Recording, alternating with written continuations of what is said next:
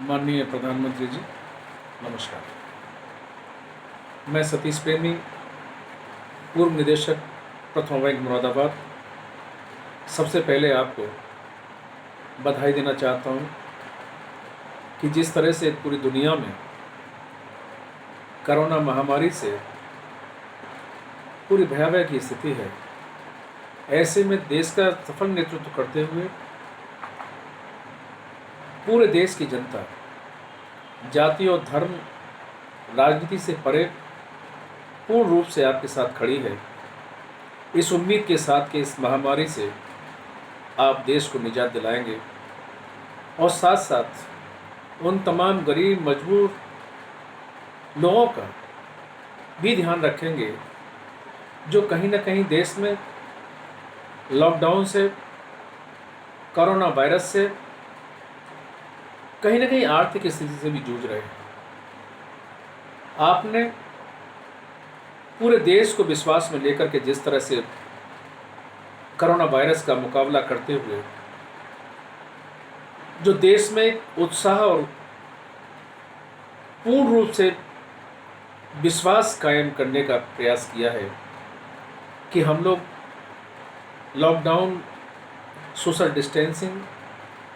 का पालन करते हुए कोरोना वायरस को हराने का काम करेंगे। मैं आज किसी दलगत भावना से नहीं, किसी जाति और धर्म की भावना से नहीं, मैं एक आपसे अनुरोध करना चाहता हूँ कि देश जिस तरह से आपके संकल्प को अक्षर से पालन करने के लिए तैयार है, आज आपने तथा हमारे प्रदेश के मुख्यमंत्री माननीय योगी जी ने सांसद निधि, विधायक निधि का अधिग्रहण करके इस कोरोना वायरस की महामारी से बचाने हेतु उस धन को लगाने के लिए जो संकल्प लिया है, बहुत बड़ा संकल्प है। निश्चित तौर पर कहीं ना कहीं हमारे सांसद, हमारे विधायक जो इस निधि पर एकाधिकार समझते थे, लेकिन उन्होंने भी, सब ने मिलकर के ये संकल्प लिया था कहीं ना कहीं कोरोना वायरस की इस लड़ाई में उस निधि का आपके विश्वास पर कहीं ना कहीं योगदान देंगे, और दिया भी। दलों की भावना से ऊपर उठ करके हमारे सांसदों ने, विधायकों ने ये संकल्प लिया कि हर तरह से आपके साथ खड़े हैं। आर्थिक मदद का मामला हो, आर्थिक योगदान का मामला हो, तो भी आपके साथ खड़े हैं। लेकिन एक मेरा अनुरोध आपसे और है, क्योंकि जो इच्छा शक्ति आप में है, निश्चित तौर पर मैं ये कह सकता हूं कि जो निर्णय आप ले सकते हैं शायद किसी और में नहीं थे। आपकी इच्छा शक्ति के आधार पर, आपके द्वारा लिए गए निर्णयों के आधार पर मैं एक अनुरोध आपसे करना चाहता हूं कि इस देश में तमाम ऐसे हमारे ट्रस्ट हैं, मठ हैं, तमाम मंदिर हैं जिन पर अथाह संपत्ति पड़ी है, अथाह संपत्ति कैद है। केरल का पद्मावनाथ स्वामी मंदिर, जो कि कम से कम 1.5 लाख करोड़ की संपत्ति है। देश के बड़े 5 मंदिर अगर चिन्हित किए जाएं तो अथाह संपत्ति, सोने से लेकर के चांदी से लेकर के तमाम अथाह संपत्ति है। हम चाहे केरल के पद्मनाभ स्वामी मंदिर की बात करें, चाहे दक्षिण में तिरुपति बालाजी महाराज के मंदिर की बात करें, चाहे हम शिरडी के साईं मंदिर की बात, ट्रस्ट की बात करें, वैष्णो देवी मंदिर ट्रस्ट की बात करें, बहुत हमारे यहाँ मंदिर हैं। हमारी आस्था अगर भगवान में है तो भगवान तो है ही है। देश की जिनकी आस्था भगवान में है वो तो रहेगी रहेगी, लेकिन जो अकूत संपत्ति है आज वक्त है कि हम उन बड़े 5 मंदिरों की, बड़े ट्रस्टों की अगर संपत्ति का अधिग्रहण करें और वो संपत्ति आज देश के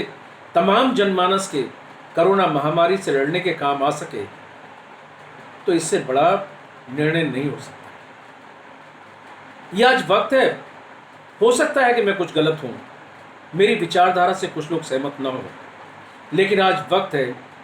कि आप अगर देश के बड़े मठ, बड़े मंदिरों की अकूत दौलत जो संपत्ति है, स्वर्ण है, तमाम चांदी है,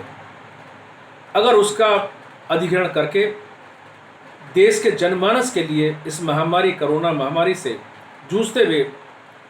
अगर इसका प्रयोग करेंगे तो देश भी आपके साथ खड़ा होगा। अन्यथा वो पैसा जो कि तो कैद रहेगा, उस पैसे का कोई उपयोग नहीं है।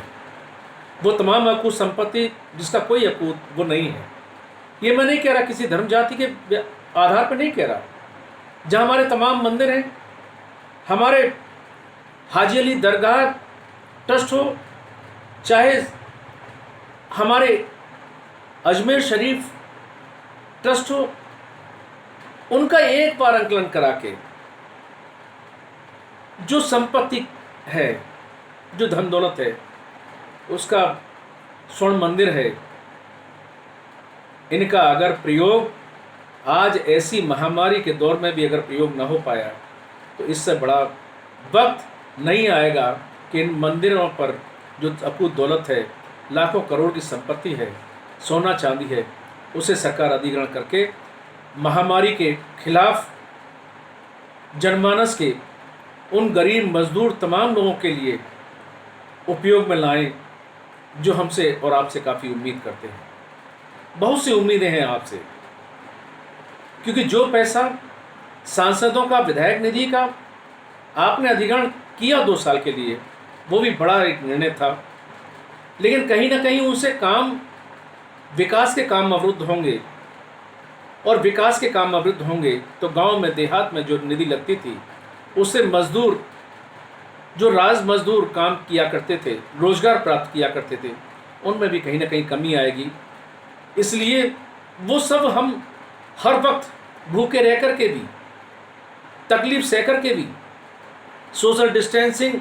और लॉकडाउन का पालन करते हुए भी आपके साथ बिल्कुल उस संकल्प के साथ पूर्ण रूप से कृत संकल्पित हैं, अक्षर से पालन करने के लिए तैयार हैं। लेकिन जो मेरा एक अनुरोध था हाथ जोड़ के आपसे, कि देश के तमाम मंदिरों पर जो दौलत है, जो अकूत संपत्ति है, किसी दुराभाव से नहीं कह रहा, किसी पूर्व धारणा से प्रेरित होकर नहीं कह रहा, लेकिन मेरा केवल अनुरोध है कि आज अगर वक्त है तो वो तमाम पैसा देश के उन तमाम लोगों के ऊपर खर्च किया जा सके जो कहीं ना कहीं आर्थिक स्थिति से जूझ रहा है, बच्चों को खाना खिलाने के लिए, पालन पोषण करने के लिए, जो इसके कोरोना वायरस के लॉकडाउन के जो आगे रिजल्ट आएंगे, परिणाम आएंगे, उनसे कहीं दुख ना, तकलीफ महसूस ना करे, और आपके साथ कंधे से कंधा मिला करके किसान, मजदूर, गरीब आपके साथ खड़ा रहे, और महामारी से लड़ते हुए विजय श्री प्राप्त करे। आपका तथा भारत का नाम पूरी दुनिया में रोशन हो सके कि हमने कोरोना जैसी महामारी को अपने इच्छा शक्ति के आधार पर, अपने एक अच्छे निर्णय के आधार पर,